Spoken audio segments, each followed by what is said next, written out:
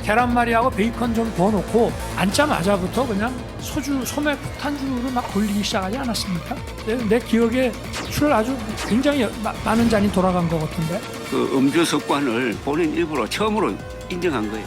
음주 습관과 결합이 된 발작적 계엄이었다. 망상적 계엄이었다. 네, 좀 더 깊이, 더 자세히 들어보는 더 인터뷰 시작하겠습니다. 충격적인 증언이 나온 윤 전 대통령 공판부터 오늘 배치기 몸싸움까지 나온 막바지 국회 국감까지 보수 논객 조갑제닷컴 대표와 진단해 보겠습니다. 어서 오십시오. 네, 안녕하세요. 네, 나와주셔서 감사합니다. 우선 다룰 게 많은데 김건희 씨 사안부터 좀 다뤄보겠습니다. 샤넬백 그동안은 받지 않았다라고 부인해 오다가 어제 사과문 형식으로 일부만 인정을 했습니다. 그럼 그동안에 국민들을 속인 거잖아요. 한 6개월 동안 국민들을 속인 정도가 아니라 갖고 논 것 아닙니까? 언론도 마찬가지고. 그래 놓고 아주 형식적인 사과를 했는데 저는 이렇게 생각합니다. 이 권력자가 할 수 있는 가장 나쁜 짓이 말이죠. 국민들의 시간을 빼앗는 겁니다. 이런 쓸데없는 일에 언론과 국민들이 얼마나 관심을 기울이고 또 저쪽이 부인하면 이쪽에서 반박을 하고 하는 그런 세월을 보냈습니까? 그게 들어간 우리 국민들의 시간의 총량이 얼마겠습니까? 만약 그게 한 10년에 해당한다 이렇게도 볼 수 있고 숫자가 많으면 한 100년 그만큼 인생을 축낸 것 아닙니까? 그걸 지적하고 싶고요. 그다음에 이 사과도 조금씩 하는 것 아닙니까? 지금 목걸이 안 받았다고 하는데 또 받았다는 이야기 또 나중에 또 할 가능성이 있는 것 아닙니까? 그래서 이런 걸 사과를 하려면은 역사적 경험이 다 있죠. 사과하면은 화끈하게 한 번으로 끝내야지. 조금 했다가는 그게 또 커져가지고 결국 몰락으로 가는 게 미국 그 모티게티 사건 때 닉슨이 사임한 것도 그렇게 된 것 아닙니까? 그러면 어제 수준의 사과라도 윤석열 대통령 재임 시절에 만약 디올백 수수 사건 이럴 때 했다면 비상계엄은 안 왔을 것이다. 이런 상상에는 어떻게 좀 동의하십니까? 그건 아닌 것 같은데요. 저는 비상계엄의 근본 원인이 뭐냐 하는 것은 그건 참 이 언론이나 법률 사안을 벗어나는 것일지는 모르지만은 저는 이렇게 생각합니다. 결정적인 것이 윤석열 대통령의 김건희 씨에 대한 집착 또는 지극한 사랑. 그래서 꼭 보호를 해야 되겠다는 그런 본능인지 어떤 두 사람의 독특한 인간관계, 주술 이런 데서 나온 건지는 모르겠지만은 그러니까 12.3 비상계엄의 제일 큰 목적은 반국가 세력 척결도 아니고 부정선거 발본색원도 아니고 김건희 씨 보호였다는 게 이번 특검 그동안의 여러 사안으로서 거의 나는 결론이 그쪽으로 가고 있다고 봅니다. 그걸 설명하려면은 두 사람 간의 독특한 인간관계, 어떻게 보면은 김건희 씨가 갑인 것 같고, 그래서 윤석열 대통령이 비상계엄 준비한 거 보면 굉장히 허술하잖아요. 오죽하면 그 김용현 국방장관이 아니 이래가지고 비상계엄 됩니까? 4개 사단, 몇 개 사단이 들어왔는데 병력 배치하라고 하니까 한 2,000명 정도 그런 장면이 있어요. 그럼 왜 그렇게 허술하게 했겠습니까? 바로 김건희 씨 보호를 위한 계엄이었으므로 그걸 준비하는 사람도 치열한 정신으로 할 수 없었던 것 아닐까 하는 그런 생각이 듭니다. 그러면 같은 맥락에서 지난 3일에 윤 전 대통령이 자신의 내란 재판의 증인으로 나왔던 곽종근 전 특전사령관에게 직접 신문하는 과정에서 곽 사령관이 작심 발언을 했습니다. 당시 작년 10월 1일 술자리에서 한동훈 잡아와라, 내가 총으로 쏴서라도 죽이겠다. 그럼 그 한동훈 당시 국민의힘 대표에 대한 그 미운 마음도 김건희 씨와 연관이 있다고 보십니까? 저는 이 작년 12월 3일부터 제가 그 이야기를 했습니다. 이것은 망상적 계엄이고 발작적 계엄이다. 그 감정적 계엄이라는 거죠. 그 감정에 두 가지가 있다고 봅니다. 김건희 씨에 대한 애착, 그리고 한동훈 당시 대표에 대한 정오심, 이게 거의 상승작용을 일으켰다고 저는 봅니다. 그 윤 전 대통령의 그 법정 발언 보면 계란말이 이야기도 나오고 한남동 김치 얘기도 나오고 깜짝 놀랐습니다. 폭탄주 이야기도 나오고 그 장면 자체를 좀 어떻게 평가하십니까? 자, 이거는 굉장히 중요한 사안입니다. 왜냐하면 국군의 날 행사하고 나서 군 지휘관들을 모은 것 아닙니까? 또 핵심 지휘관, 특히 수도권을 지키는데 만약 그때 김정은이가 핵미사일 발사 포탄을 눌러버리면 어떻게 됩니까? 아, 국가 지도부가 그냥 끝장나는 것 아닙니까? 절대로 그런 자리가 있으면 안 됩니다. 그래서 미국에서는 지정생존자라는 거 있잖아요. 아, 예. 그렇죠. 그러니까 대통령이 어떤 행사장에 가면은 만약의 사태에 저분이 무력화될 때를 대비해가지고 권력 성계에 있는 사람이 다른 안전한 지역에 가 있습니다. 예. 우리도 그런 원칙을 지켜야 돼요. 그리고 이미 경고가 있었습니다. 군 원로들이 청와대에서 용산으로 가려고 할 때 예. 이런 성명을 발표한 적이 있습니다.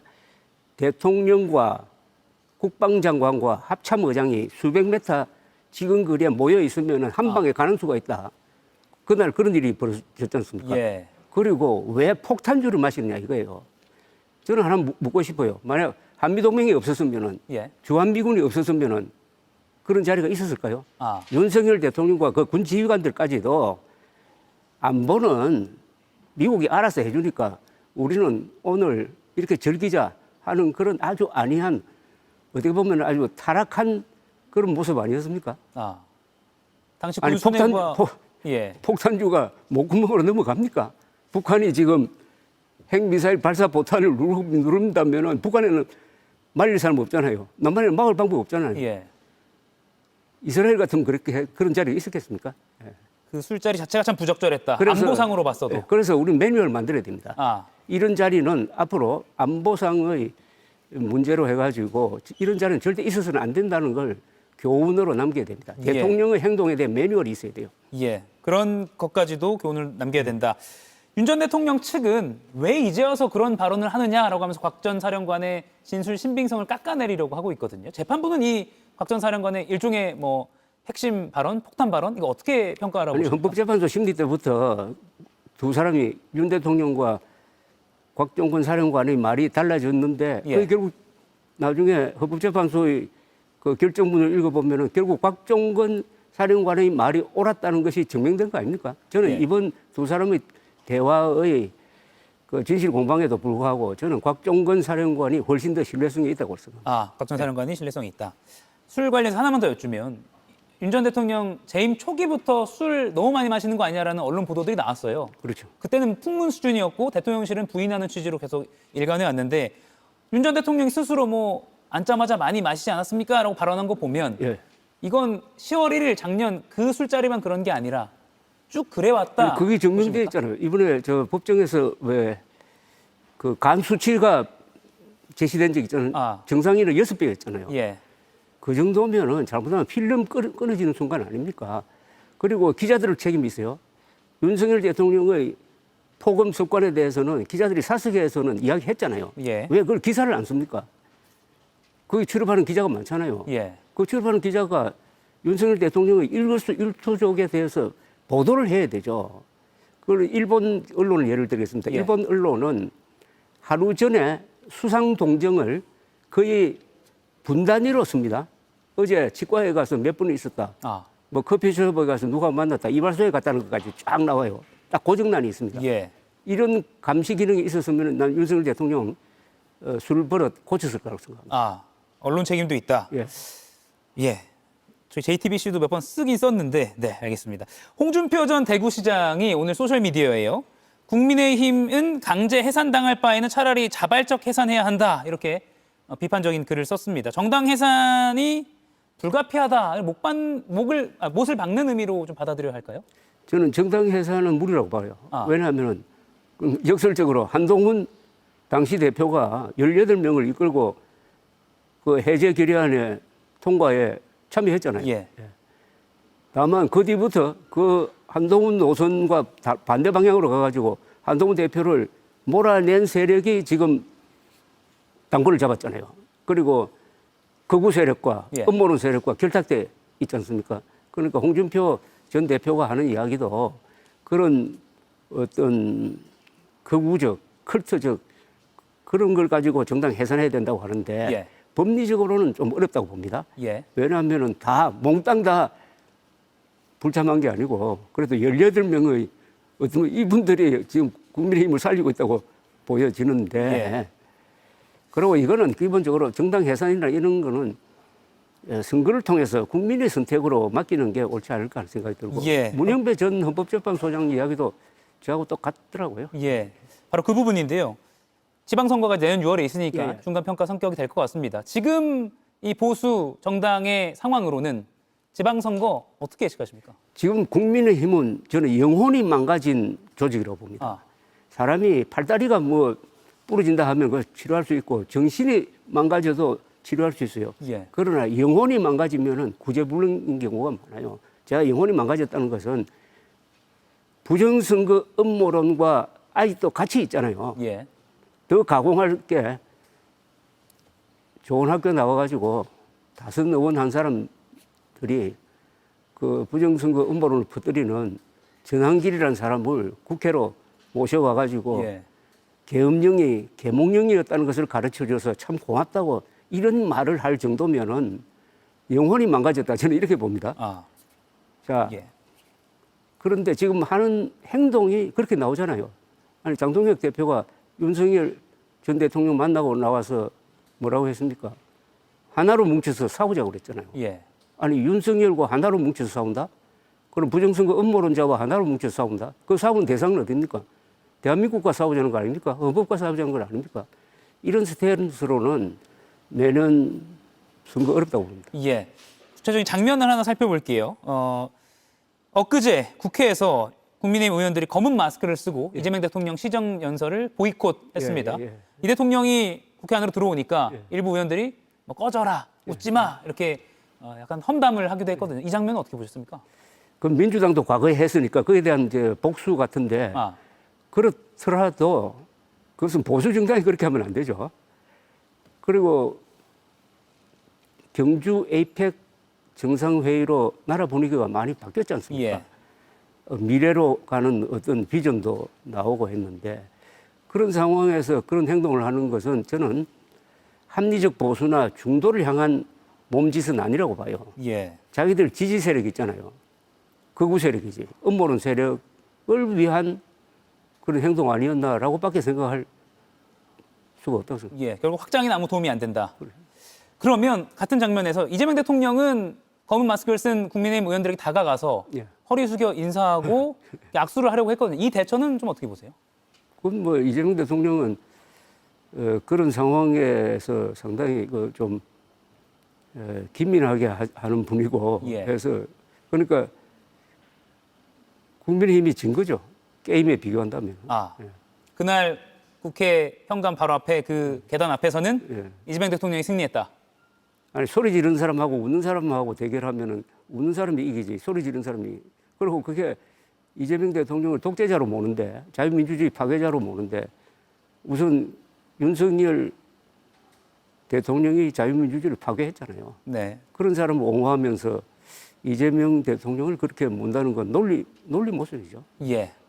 그리고 또 다른 장면, 오늘 장면입니다. 장동혁 국민의힘 대표가 광주를 찾았습니다. 광주 시민들이 거세게 항의를 했고요. 찾아간 목적은 뭐 광주의 민심을 듣겠다 뭐 등등인데 이렇게 항의가 예상되는 상황이었잖아요. 이건 국민의힘에 어떤 도움이 된다고 보십니까? 그것도 계산이 있겠죠. 예. 저렇게 하면은 자기들 지지 기반인 극우 세력이 뭉칠 거다 아, 하는 그걸 노린 건 아니겠습니까? 다만 이런 생각은 들어요. 거기가 아주 엄숙한 자리 아닙니까? 예.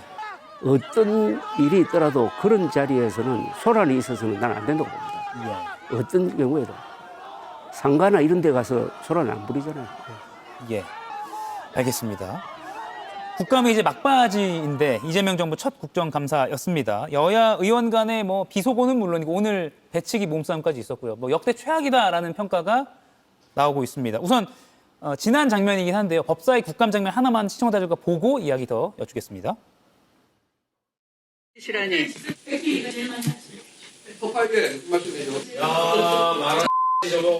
서팔계라는 멸칭을 썼습니다. 하거나 퇴장 조치할 수 있습니다. 한 번 더 하시면. 예. 꾀꾀기, 서팔계, 말하는 뭐 싸가지 이거 법사위에서 나온 말이거든요. 국회의원의 이런 언어 어떻게 보세요? 이거는 뭐 비속어로 처리를 해야 된다고 봅니다. 그러니까 언론과 방송도 예. 여기에 원칙을 하나 세워야 된다고 생각해요. 이 대통령이나 정치인은 어떻게 보면 가장 큰 교사입니다. 국민들이 보고 따르려고 하잖아요. 예. 그러니까 저런 장면을 보고 상욕하는 사람이 안 되도록 만들기 위해서는 언론이 아무리 국회의 활동이라도 저는 비속어가 나올 때는 뭐 자막을 이상하게 처리하든지 해가지고 안 보이도록 하든지 하는 게 있어야 돼요. 이건 국민 교양의 문제 아닙니까? 다만 이번 최근 한 20, 30년 동안 교양의 붕괴 현상을 저는 봅니다. 교양의 특히 붕괴. 정치, 언론도 마찬가지입니다. 그러니까 20년 전, 30년 전에 기사, 그다음에 회의록 이런 걸 읽어보고 예. 요사이 회의록 읽어보면은 야, 이 한 세대 동안 이렇게 교양이 무너졌느냐 할 겁니다. 그 교양이 무너진 것은 한국어가 무너진 거라는 뜻입니다. 한국어가 지금 문해력이나 어휘력 이런 문제에서 큰 위기를 맞고 있습니다. 예. 그 이유는 한국어는 한자와 한글을 섞어서 써야 됩니다. 한자를 안 써버리니까 정확한 어휘력이 전달이 안 돼요. 그러니까 정확한 말은 교양의 바탕입니다. 우리나라는 지금 교양어가 없어요. 그래서 빨리 한자 교육을 부활시켜가지고 한자 한글 혼용이라는 한국어의 정상적 표기가 이루어져야 돼요. 예. 지난 시간에도 한자 교육 강조해 주셨고 난 기회만 있으면 이야기합니다. 하신 걸로 알고 있습니다. 저 의무입니다. 예. 기성세대의. 알겠습니다. 그런데 사실 국정감사라는 게요. 정부의 어떤 실책을 지적하면서 야당이 돋보일 수 있는 기회인데 그렇죠. 이번에는 사실 이렇게 몸싸움, 언쟁만 드러나고 뭐 하나 정부가 뭐 이거 실수했다라고 매몰차게 따갑게 충고하는 그런 장면이 별로 돋보이지 않았거든요. 그거 어떻게 보십니까? 정보 부족이죠. 정보 부족이다. 예. 보통 이 정도부터는 정보가 많이 들어와가지고 특히 정부 쪽에서 예. 정보가 많이 들어와가지고 야당이 드라마틱하게 폭로하는 경우가 많잖아요. 예. 그만큼 무능하다는 이야기입니다. 국민의힘이 무능해가지고 그런 폭로성 정보를 수집할 능력이 없다는 거죠. 예. 그 능력을 이야기합니다. 능력을. 그러니까 지금 한국 보수 세력은 과거에 뭐 독재를 한다, 뭐 한다, 뭐 욕을 많이 먹었지만은 무능하다는 욕을 먹은 적은 없어요. 그렇지 않습니까? 한국 보수가 이 위대한 문명 건설을 한 주체 세력인데 윤석열 때문에 국민의힘 때문에 보수가 무능 집단으로 찍혀버린 거예요. 이것은 보수가 부도덕한 집단이라는 것보다 더 큰 욕입니다. 무능하면 안 되죠. 무능하면은. 예. 아니 얼마나 유능했습니까? 그런데 윤석열을 맞이하고 거기에 국민의힘이 같이 결탁하고 예. 그다음에 보수 세력이 같이 뒤엉켜 가지고 보수 세력은 무능하다 이런 억울할 일이 어디 있습니까? 예. 경주 에이펙 이야기를 좀 해보겠습니다. 가장 큰 성과라고 어떤 걸 꼽으시겠습니까? 뭐 다른 건 다 말씀드렸으니까 예. 제가 다른 분들이 지적 안 한 걸 하면은 네. 금관 세일즈를 잘한 것 같아요. 외국에서 우리나라를 대표하는 것 같으면 뭐 도자기라든지 뭡니까 청자 이런 고려 청자 이런 거였잖아요. 예. 근데 이 금관은 세계 사람들이 아주 놀랐을 겁니다. 아 한국에 왜 저런 금관이 있지? 아시아에는 없는 금관이에요. 그건 이거는 최초의 민족 통일 국가인 신라를 만든 사람들이 북방 기만민족이라는 것을 보여주는 표상이거든요. 예. 그래서 한국을 보는 눈이 완전히 달라졌을 거라고 생각합니다. 예. 그리고 굉장히 힘이 있잖아요. 금관은 힘이 있잖아요. 또 금관 선물이 아주 뭐 선물 의미에서도 그렇고 문화를 알리는 데도 그렇고 아주 주요했다. 예. 지금 시간이 많지 않지만 이 질문 좀 드릴게요. 핵 추진 잠수함이 갑자기 좀 급물살을 탔는데 이거 어느 정도 시기에 어떻게 실현이 될 것으로 예측하실지 시간이 많지 않아서 짧게 좀. 아니, 미국 대통령이 협조하겠다고 했으니까 그걸 가지고 우리를 밀어붙이는데 여러 가지 난관은 있죠. 미국에서 건져야 된다. 그렇죠. 또 미국의 에너지부가 사실은 이 원자력 관계를 총괄하는 부서거든요. 어떻게 보면 국방부보다 그게 더 힘이 셉니다. 그쪽이 아마 만만치 않을 것이라고 생각하고. 그러나 이걸 물꼬로 떴다고 생각하고 장기적인 안목을 가지고 추진하는 시작은 이루어졌다고 봅니다.